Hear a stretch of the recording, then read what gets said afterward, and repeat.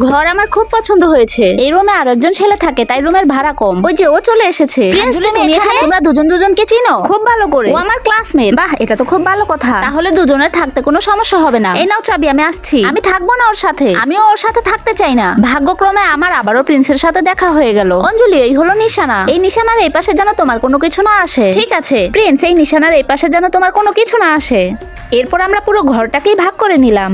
অঞ্জলি, তোমার টিভি দেখার সময় শেষ। এখন আমি আরামে আমার ফেভারিট মুভি দেখবো। ডান দিকে আসো। কে চিৎকার করছে? অঞ্জলি, তুমি বাইরে বসে চিৎকার কেন করছো? তোমার রুমে যাও। আমি রুমের বাইরে আছি। ওর সাথে তো কথা বলাই বেকার। ও থাকুক বসে। বন্ধুরা, তোমরা খুব ভালো খেলছো, আমরাই জিতবো। আমি জানতাম তুমি আমার কথা শুনবে না। প্রিন্স, তুমি এত রাতে কাঁথা বালিশ নিয়ে কোথায় যাচ্ছ? তুমি চিল্লানো বন্ধ করবে না, তাই আমি বাইরে চলে যাচ্ছি। আরে, মনে হচ্ছে আমার জন্য প্রিন্স খুব বিরক্ত হচ্ছে। ওকে খেতে দেখে আমার জিভে পানি চলে আসলো। বাস, আমি নিজেকে আর কন্ট্রোল করতে পারছি না। প্রিন্স, তোমার চিপসটা দেখে মনে হচ্ছে খুব টেস্টি হবে। তুমি খেতে চাইলে খেতে পারো। এটা খেতে সত্যিই খুব টেস্টি। হ্যাঁ, আমি এটা খেতে চাই। থ্যাংক ইউ প্রিন্স, এটা খেতে সত্যিই খুব মজা। প্রিন্স আমার সাথে ঝগড়া করলেও কখনো কোনো আবদার করলেও না করেনি। এরপর আমি ডিসাইড করি যে আমাদের মাঝখানের দেয়ালকে এবার সরিয়ে ফেলবো। তাই আমি নিশানাটা সরিয়ে দেই। তুমি তোমার জিনিসপত্র যেখানে ইচ্ছা রাখতে পারো, আমার কোনো সমস্যা নেই। ওর কি হলো?